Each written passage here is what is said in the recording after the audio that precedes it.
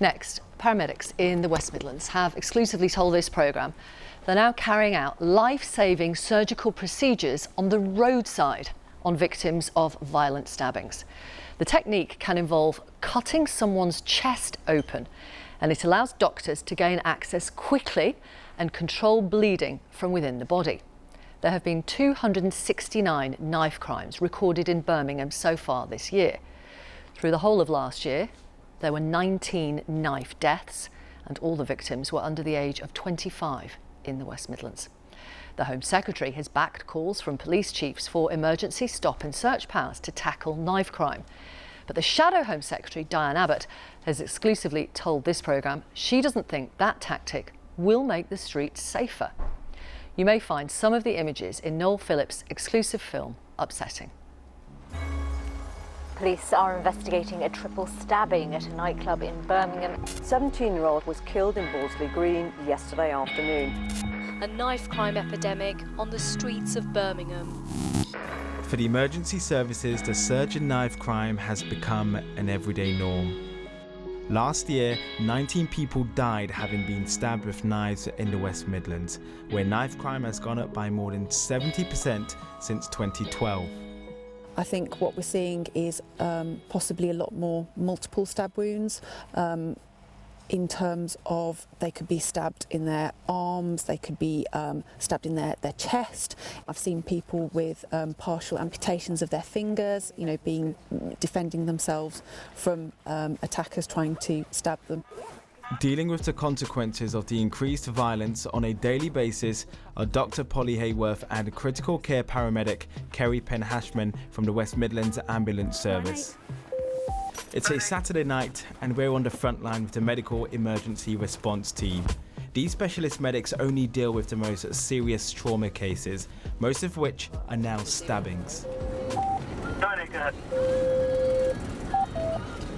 We are mobile to this incident. Any further clinical information? So we've just got some reports coming in now. There's a 23-year-old male who's stabbed. He says stabbed in the arm, but details are still quite vague at the moment. So increasingly we're going out to people that have been, stabbed to life-threatening areas, up to and including opening their chest on the roadside to try to stem bleeding and resuscitate them and hopefully transport them alive to the hospital. Mike Delta 98 on scene. The first call comes in and it's a stabbing in Dudley, just outside Birmingham. They arrive to find a 23-year-old man who's been attacked with a machete. We're going to have a little look at this, OK? He's conscious and talking. Are you OK? Yeah. Let's have a little look, buddy. OK, all right, Mandola. OK, all right. What's the damage then? Doesn't look too... Operation job or no? OK, cock your wrist back for me. Dr. Polly is checking how deep his stab wound is. There have been 269 other incidents like this involving knives in Birmingham so far this year. He described that he's been assaulted with a machete and that's gone through, I think his jacket's saved him really from more serious injury. It's penetrated through the jacket and into basically the outside aspect of his left forearm. So it's a pretty nasty wound, but hopefully something they can close in theatres.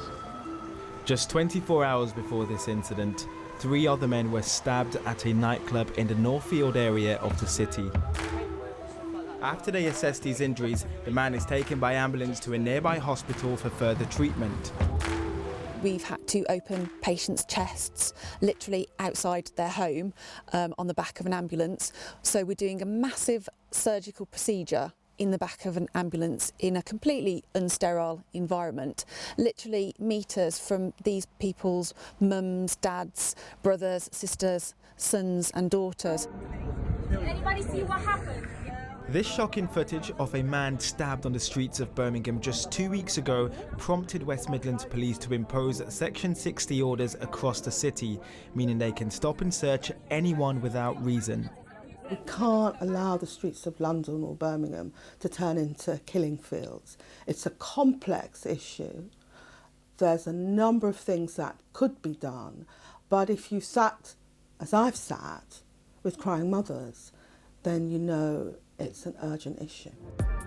It's an issue which has led to the government calling for greater powers of stop and search to tackle knife crime. But the Shadow Home Secretary Diane Abbott says the tactic unfairly targets black and ethnic minorities and will not make the streets any safer. I would advise senior police officers to look at the figures, to do the research, including the Home Office's own research, which shows in the medium term, stop and search does not bring down levels of knife crime. It's an easy solution, it's attractive, but the stats tell us that we have to engage on a much broader level.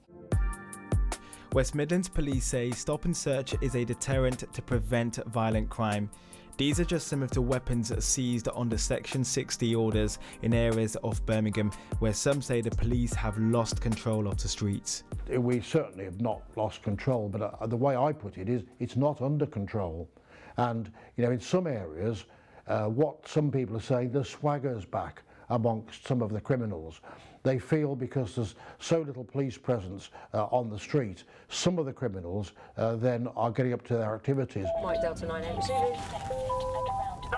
Figures show West Midlands Ambulance Service dealt with at least 1,500 incidents involving knives and deadly weapons between 2017 and 2018.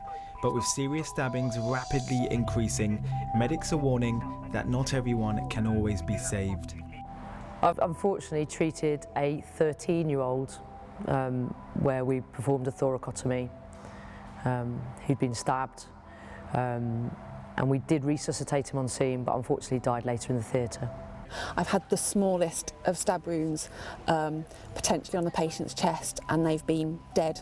You just don't know what's going on underneath the skin, so it's really, really important that you understand that a 2 or 3 millimetre nick externally could cause a whole host of damage.